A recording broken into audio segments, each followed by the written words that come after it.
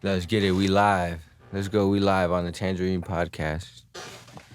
All right, let's stop bullshitting. Oh, are we ready? Are we ready? Yeah, I couldn't find the cable, so. Fuck it, bro. First Fuck of it, all, bro. fuck it. Shout out Stars. Fuck it. Shout out Stars International. First episode of the season, Tangerine Podcast, YT, YouTube, Instagram, at Tangerine_podcast. Let's get it. At Will X Castle. At Stars International _. Amen. Everybody we're missing today. Yep, on God. The whole squad gone. Fucking nigga, man. They finna walk in it, man. You're going to walk in mid-podcast. How's everything been with the studio? How's everything been in life? What's going on? Busy. It's hard to keep everybody happy on all ends of the field, you know what I'm saying? Where you do good in the other place, you kind of lack in other places. So it's about, I guess, multi-managing, multitasking. So, You going on with family, your girl. My girl, the studio, friends, my own life, my spiritual life. You know, you said I need some help, bro. I need somebody. Yo, it's real out here though. I got you. Mixing. How did you get into that? Tell me how you got into that. Into which part? Like mixing bunch music. of bad decisions, honestly. I got you. So, just one after another. What made you get into it? Who put you on? I mean, I guess taught you, put you on. How did you learn? So, my dad was in a band. I grew up in that. Mona Gray put me into like engineering. We were real young. We were probably like 15, 16, 17, 18. We kind of picked all that up. And then I just got deeper and deeper. Just thought about it more and more. And it just slowly became a reality, I guess. Like every day now in the studio with Mona Gray still working hand in hand, So it's been awesome. It's been crazy. But it was just really him, family, and just the will, just the sheer determination. But we have our falls, We have our days where it's like, damn, I probably should have went and been a dentist. But it's all good. Of course. What's the culture? What's the culture like over here, fam? Stars, everything, bro. What's the culture like in the studio? Chill, young, driven, ambitious, coachable. That's the main thing. Like I'd rather be around people who are maybe less skilled but coachable than people who are extremely skilled but don't want to hear none you got to say. They think they're the best at it. That's their attitude, and you know what I'm saying? They're not really team players, But everybody over here is solid, bro. Everybody, we got a lot of good DJs, a lot of good artists, a lot of good engineers. I definitely be seeing nightly at the Banco. Yeah, all the time, I don't know how them boys do it. He lives there, bro. I love it. They go to sleep there and they wake up there. Straight up. But definitely. So you like people that have room to grow. Room to grow Rather than you're just there and you're holding yourself back. Right. You're just going to hold yourself back, essentially. Definitely. Okay. What about you, though, bro? You got, babies or anything? Nah, I don't got no kids. I mean, I have as close to a kid as you can get. Baby brother, okay. Stuff happens. Right. Yeah, okay. Happens, bro. But essentially, that is my son. When people see me in public, I'm like, they'll be like, "Oh, that's so your cute." boy, yeah. They'll be like, your son's so cute. And I'm like, yeah. At this point, because when I pick over from daycare and stuff, at this point, I don't even correct him no more, bro. I'm like, you know what? Fuck it. I'm gonna be dad. Yeah. To y'all. Fuck it, bro. Yeah. Fuck it's too much to explain every single time. Oh, well, he's my little brother. Little brother. Look at that. You're like, damn, what's your mom doing, bro? What's she getting down, bro? But definitely just balance. Just trying to balance everything out. Just getting back in the podcast. No girl for you? Huh? No girl? I do, bro. This man said a couple. I do. No couple. Just one. That girl will She will take a machete to me, bro. She not playing, bro. She will kill my ass, bro. But yeah, nah, she definitely cool. Definitely cool. I met her when I was celebrating my birthday, actually. And I have met her at not the best place to meet women, but I found a good one. I met her at Roxy's at the rooftop. That's not terrible, though. That's not terrible. I thought you were going to say strip club. No, oh, hell no. I don't care. Listen, I don't care if you throwing that shit to me. I'm not wifing you, brother. Strip club? No, bro. Yeah. Fuck that, bro. That's not terrible. You know, you can get away with, like, Roxy's brunch or something. Oh, no, definitely. Yeah, you're right, bro. But yeah, definitely. She's solid for sure. Yeah. That's good. Definitely solid. I met my girl in high school. What? No, I didn't. That definitely wasn't me. I was definitely struggling, boy. Struggling with that.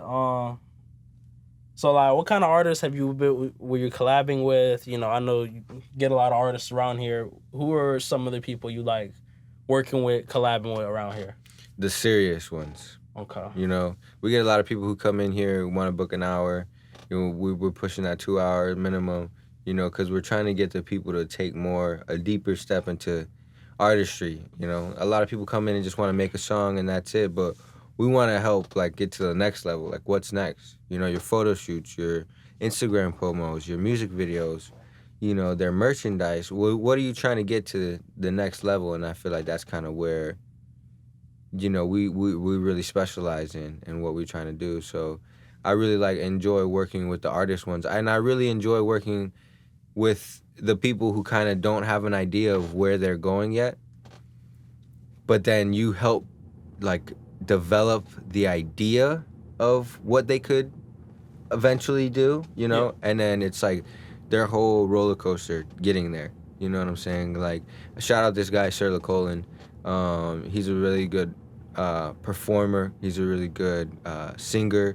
I mean, overall, and he came to me with his first song, and just seeing him from his first song to now, and it's just a big difference because, you know, he was so, in a shell, and with going to studios and other studios and meeting other people and performing and stuff like that, he's able to crack out of it. So it's like, those are the people I really enjoy working with because, you know, you get to be a part of that little adventure, you know what I'm saying? So... And one thing I like to do, I do like to coach people and whatever it is, if I know something, because I feel like I'll you know, you can get the best out of them, which is pretty fun. You know on something, and then passing it on to someone else. There's nothing like it. There's no feeling like it. It's like, damn, we're making a whole army. Make a whole army of these artists out here. Eventually, yeah. And you know, I still reach out to him. He still reaches out to me, and it's like exactly what you said. It's like a little army. You got these group of people who are just, and then they see you post other people too at the same time. You know, and then they become a part of their adventure too. So it's like a whole big network, bro. It's pretty amazing out here. Networking, that's definitely the name of the game. Or you get the artists who just come in, want to know if they can smoke in the studio. you're like, hell no, can't smoke in the studio. Just come in an hour. It takes a whole hour to drop the verse. What's the shortest? Somebody tried to. What's the shortest somebody tried to book? Yeah, the guy comes in, right? He booked 1 hour. He's like, oh, I'm finna record 2 songs. I'm like, what are you talking about? What are you talking about? 2 songs. It's enough for 1 song right now. I'm like, boy, you better be hyper-focused, boy. He really did both songs. I was kind of surprised. I was like, wow, he did it. You know what I'm saying? That boy must have had his eyes on him on laser I think focus. It was a little bit of me, you know, kind of shit-talking a little bit because he got in and he was serious. He was like, yeah. I was like, bro, that don't sound good. He's like, we keeping it. Move on to the next one.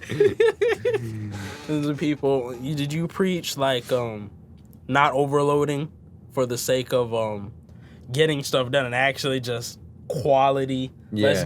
Let's not do 6 songs in 2 hours. Right. You feel me? Right. Yeah. I mean, we all need time to work, you know? So it's like the producer, and then the lyricist, you know, and the engineer, the mastering engineer, you know, we all need time. And it's like these people will come in with actually really good songs, but they'll cut themselves too short, you know, because there's this kid right now, he's coming over here and he's like, oh, I want to book sessions for the whole month.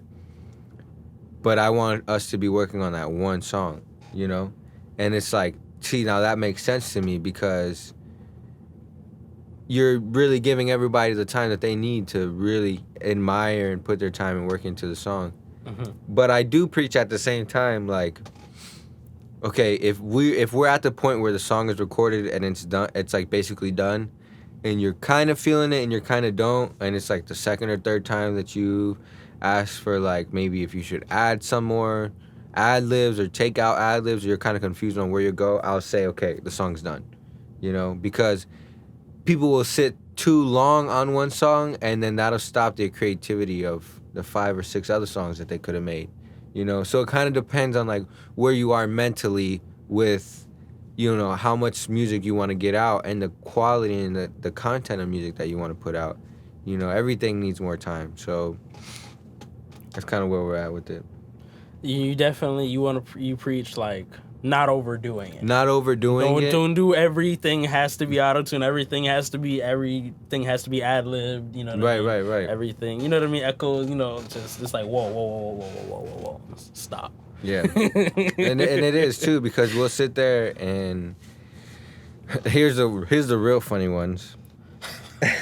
People who want to spit the whole song in one take. One take, bro. One take. They're like, nah, run it. The first 9 bars will be so nice, and then he'll get around like 11, 12, 13. He'll fuck all that up, butcher it, all right? And then he'll get to the last bars, and it's okay. And I'm like, yo, we should low-key let's keep like the first 8 bars, and you can punch in after that. He's like, nah, run it from the top. The whole song, bro. The whole song. Even in like the short time where, okay, if I do like a show at home, mm-hmm. Sometimes at the end I'll have them do like a freestyle if they want to for fun, and then it just kills me when they say, nah, run the whole thing back. I'm like, it wasn't all bad, bro. It wasn't all bad. It wasn't all bad, bro. In some cases, I'm like, oh, this whole thing was fine. Just leave it alone. You know what I mean? Yeah. So that should be driving me crazy as well.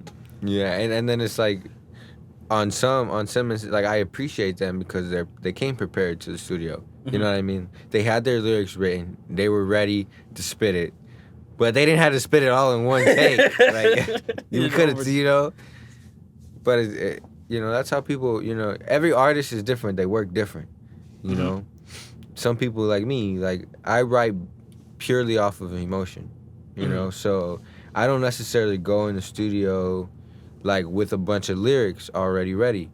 I go in and I kind of like freestyle because I feel like that's really where I get different melodies or different, because I'm thinking outside of the box. I'm just letting it be free instead of just, you know, that's how I work. So I'll go in there, I'll freestyle basically and kind of find the things that I like, the melodies that I like and stuff like that, the vocal ideas that, you know, and then I'll turn back to the pen and paper and I'll sit there and I'll write everything down, put words based around kind of the flow that I got. So you want to kind of, the way you operate, you want to kind of let it flow and just kind of see kind of what just kind of happens for the most part, and then start getting more concrete and stuff like that later. Yeah, because I feel like that's what's in me. You know what I'm saying? I feel like that's what held me to music for a long time, was because like there was a time I didn't have a guitar or I didn't have a mic or a computer or whatever. So what really kept me going to the music was like freestyling with the homies. You know, over and over and over and over and over. And what I realized is that a lot of it came naturally. You know, a lot of good stuff, you know, I thought that was good stuff came naturally, you know, and seeing the reaction of other people's. And it was just a freestyle. And so I kind of kept that in me, you know. And now that's kind of like how I write music now. I kind of go in there and just let it be free. You know, whatever comes out, whatever mistake, you know, whatever voice crack, whatever, it's all going to be natural. Just let it, it's just going to come out. It's just going to be free, you know. And then within all that mess, we discover a little gem, polish it up, and then turn around and let the make consumer, it something good. Songwriting, give it to the consumer. I've tried it, don't work for me. Tried it, don't work for me. But I've seen people try it, and I'm like, dang, you know what? It don't work for you. Have you seen people like, do a lot of people come in the studio and then they just have absolutely nothing. They're just writing it just off the top. They're just kind of just. And then kind of in the end, they're like a little disappointed. Like they're a little like, I thought this was gonna be like a Drake song. But at the same time, you gotta discover yourself a little bit. What works? Yeah, it does. Like I know an artist. Shout out Wild Jody, phenomenal artist. I mean, like top tier artist and super underground. Like I don't know how he's not famous yet, bro. But I really don't. And this man writes. What? And I'm always like, yo, I would love to be inside your head when you're sitting down writing. Like, you know what I'm saying? Yeah. While you're just sitting, because he literally writes it, and then when he goes to perform it, he'll find what kind of tone he wants to use. More of a lower, mono, or more of like hype or high, or, you know. One of my favorite artists to work with, too, because he can come completely unprepared and make something fire. You know what I'm saying? He's leaving with something done, that's for sure. But most of the time, like for his album work and stuff like that, he's sitting writing at home, getting the theme, the concept, building the song idea, you know, and then he takes it to the studio and performs it. What? Yeah. You gotta check out some of his shit. He's fire. Yeah, definitely. Put me on, man. Put me on.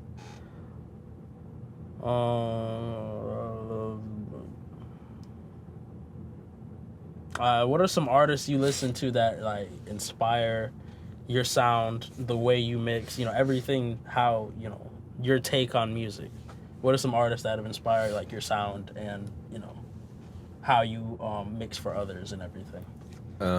Okay, so I'll tell you like local first, and then we'll go like more mainstream. Okay. Locally, there's this guy. He's a little bit younger than me, but he is a super talented kid. His name's David Fields. He goes by Ocean Life Gianni. He's a mastermind. He's definitely inspired my mixing and the way I approach people's songs. Mona Gray's also inspired a big part of that. Thinking differently, you know what I'm saying? Using the not normal kind of thing, you know what I'm saying? To achieve a certain sound. So those are like my engineer, like more mainstream engineer, like Jason Joshua, David Pensado. Like those are all guys that I've followed for a really long time. Chris Lorde, I've followed those guys since, you know, I started mixing, so they really helped me. Like artists for like my music, for like my own music. Juanes, he's a Spanish Colombian artist. Yeah. He's really good. John Mayer, I really like that guy. And then just like the Futures and, you know, the Young Thugs and all those kind of, I like Vance Joy, what's his name, Jack Johnson, those kind of like islandy vibes, kind of like reggae, a little bit of reggae and stuff like that. I kind of like that stuff a lot. Okay, you like to incorporate different genres, well, certain aspects of different genres into music and everything. Like you'll take everything. Yeah, cause like, especially now, like growing up, this whole internet thing, you know, like the whole YouTube thing. Definitely. There was no rule book, you know. It was just a free for all. So it's like you go in there and here you go with this trap drum beat and this reggae guitar and this orchestrated synth, and you kind of throw it all in one thing, and it sounds fire, but it is not normal. Like it's not, because it's like we were kind of left to think for ourselves, you know, with the whole YouTube thing. You Definitely. know? Like how to approach the situation. Like you always ask, like what do you, like, I don't know. The biggest thing is like, what do you ask YouTube or what do you ask Google? And that kind of shows a lot about how you think about it. Yeah. You know, so definitely, I feel like all those genres, like all like everything just came. And just because there was no rule book, and you just put it all together, and it's just what it was. So now there's a lot of people just doing different things. You know, you got regular like rap artists or whatever you want to say, doing like, you know, doing Spanish music and stuff. It's just different. It's a really interesting time for music. Would you say that's fair to say? Yeah, because I feel like back then people used to criticize music more like, oh, well, that's not rock, that's alternative rock. You know, like they want to like categorize. Yeah, and like now, that shit does not exist. Now it's like, do you like it or do it's you like, not? Most of the time, people are like, "What do you call this?" You know what I'm saying? People are like, "What do you even call this?" So, it is a weird time for music, but I feel like it's a good time for music because people are able to express freely. Like there's no nothing.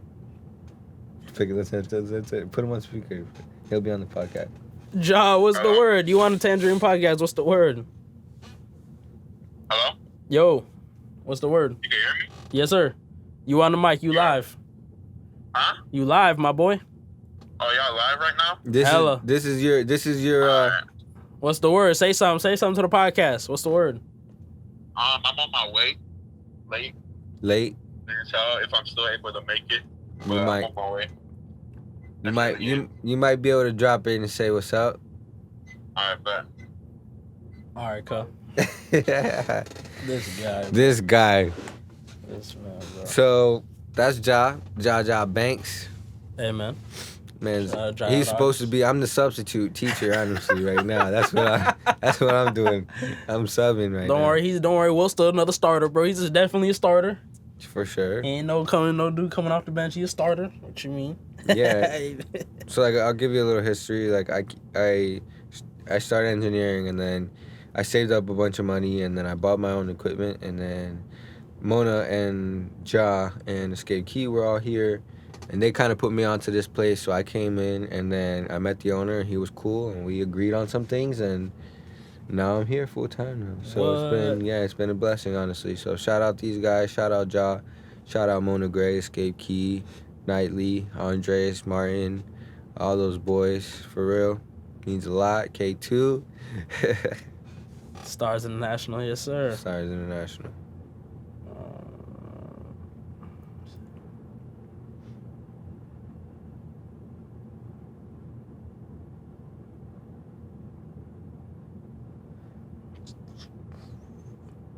So fashion, definitely not my thing. Yeah. I struggle a little bit with fashion, to be honest. It's just because I don't know. Like I don't care sometimes. Like I just be putting on whatever, and then my homie was like, "Yo, you're hella bummy today," and I'm like, "Yeah."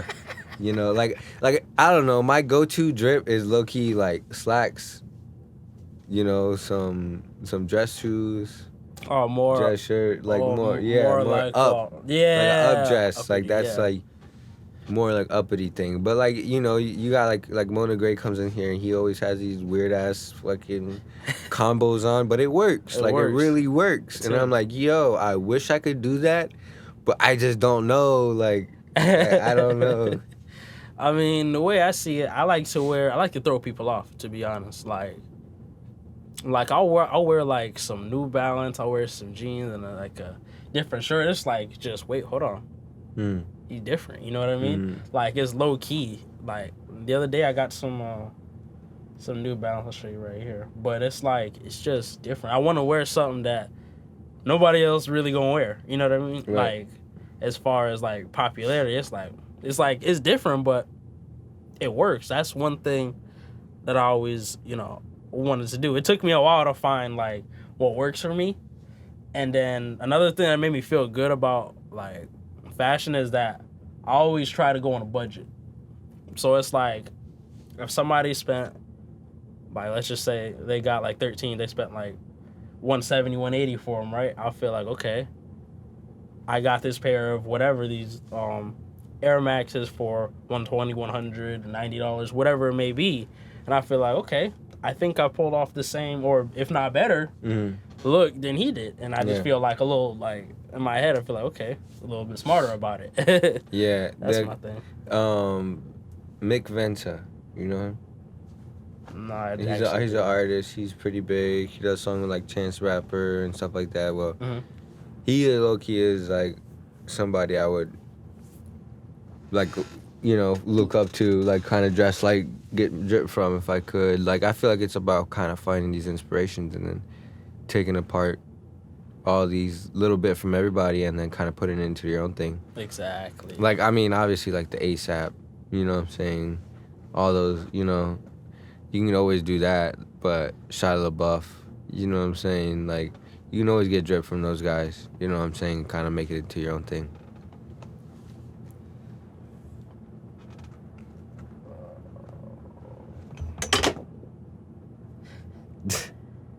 School, what school like for you? Like regular, you know, K through 12 kind of shit, bro. And then did you do anything after?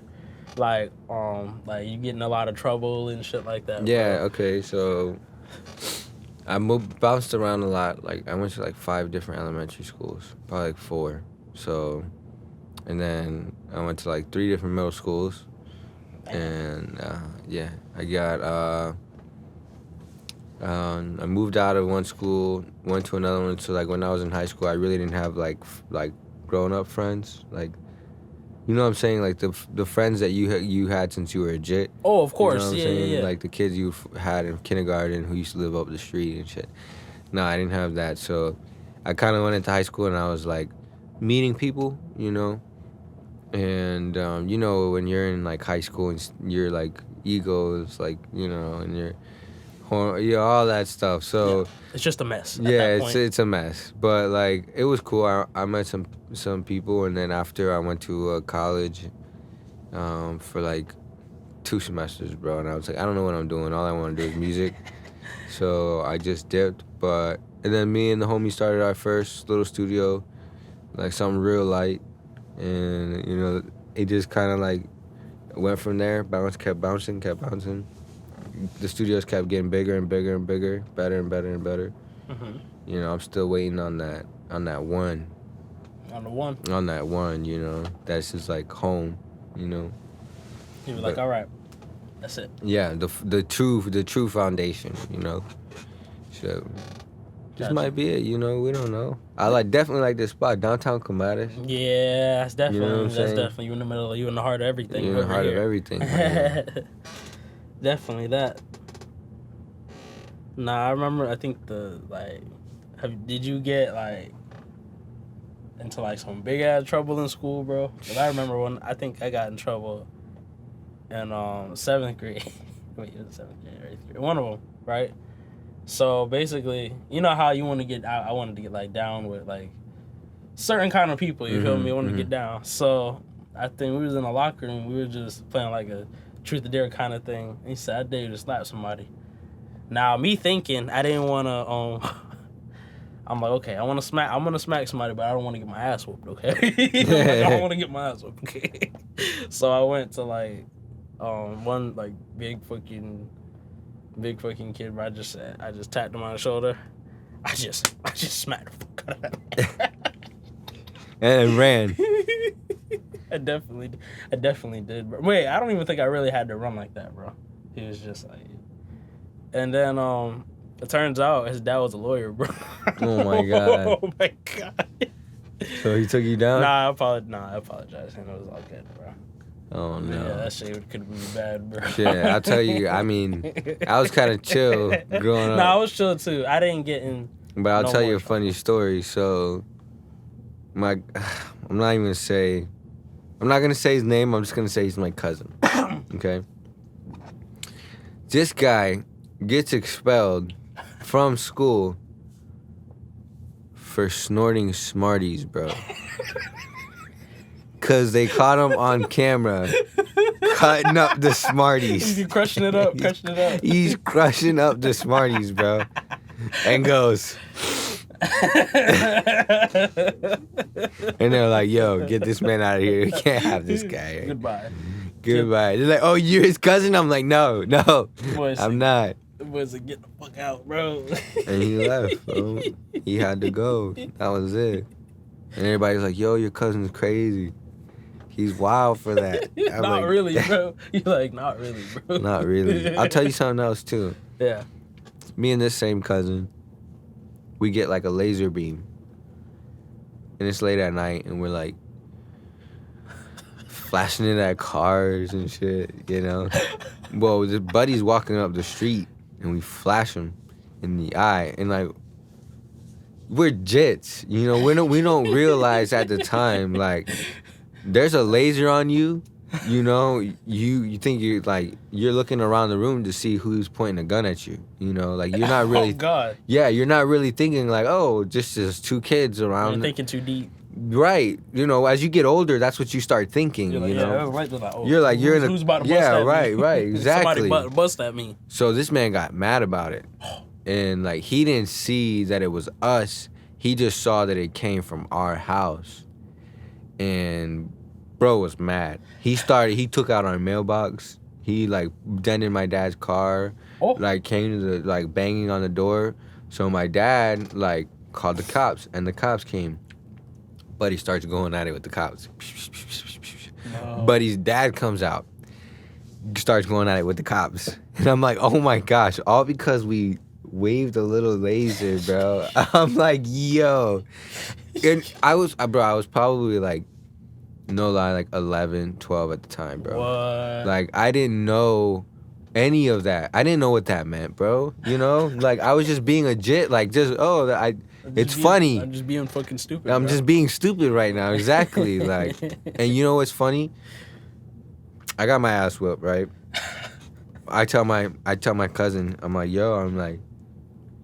he's like, your dad beat your ass, right? I was like, yeah, he did. And he's like, I was like, your dad got you too? He's like, yeah. Come to find out, he just told me, yeah, his dad didn't whip him.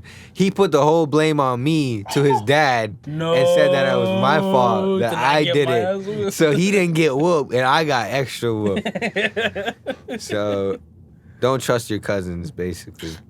I remember, this is not when I first moved in, but we were living in an apartment, right, at some point, and I had a bunch of my cousins. It was some holiday, I want to say Thanksgiving. Yeah. We did it at my place, and there was a whole bunch of us kids, right, and we decided to just start some shit, bro. So there's like a lake that's like a kind of, you could walk around, it's like a circle, you know, they got, you know, sidewalk and shit. So we decided to play some ding dong ditch. Oh, shit. And tell me how I thought we were solid, bro, right? I thought we were good. You know, we did it, we ran away, shit like that, bro. And one of us had like a bike, right? Well, two of our cousins had like bikes, and you know, we were good. We thought we were Gucci, bro. We were right near my house, and then we see this bike, right? You see a dude on the bike flying. Man, it's hitting it, right? Flying, bro. We get someone of my cousin grab his ass, bro. Oh. Yes, bro.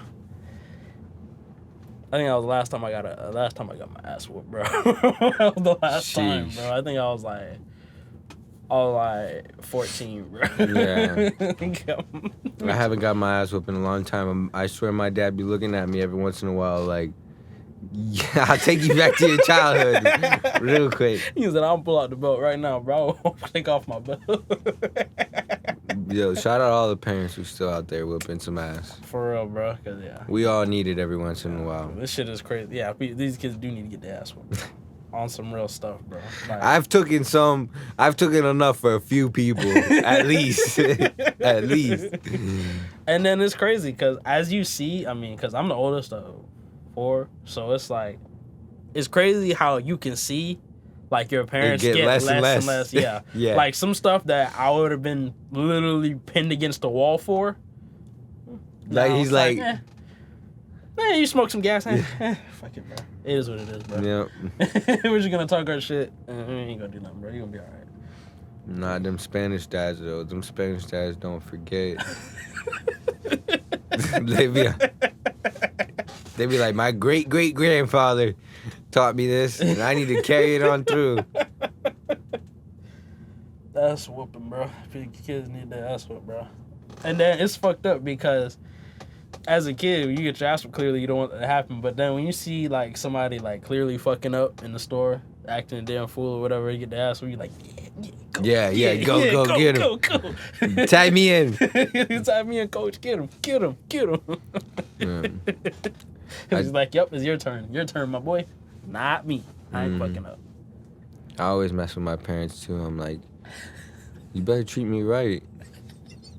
Because as soon as you get in that rolling chair, I'm gonna roll you down a hill. Oh my god, that's horrible. I would never do that though, but just better treat me right. So as far as like events, do you guys you know, as an artist, have you done like a lot of events or you know, any live performances or anything, or done some work for live performances? Yeah, so I've done like backstage Okay. for some live performances. I've done a couple. It's something I want to get into more of. As of right now, we've just been like production. Yeah, I got you. You've been kind of slammed with that. But we have like the plugs for that. So we're just trying to build a set, build a crew, build the artists, you know, and then push them out there. Get in there, do stuff more locally, well, as local as you can. Like that'd probably be the best, the easiest, I guess you could say. And yeah, you'll do more live performances, like concerts and stuff like that. Alrighty, that thing cut off a little bit there, but you know, it is what it is, you feel me? You know, we'll only get better at this shit. Shout out Stars. Shout out Will. Will, you got anything to say before we go? Yes. Yeah, I'm Kodak Black, but when you see me, I'm white. Big brrr.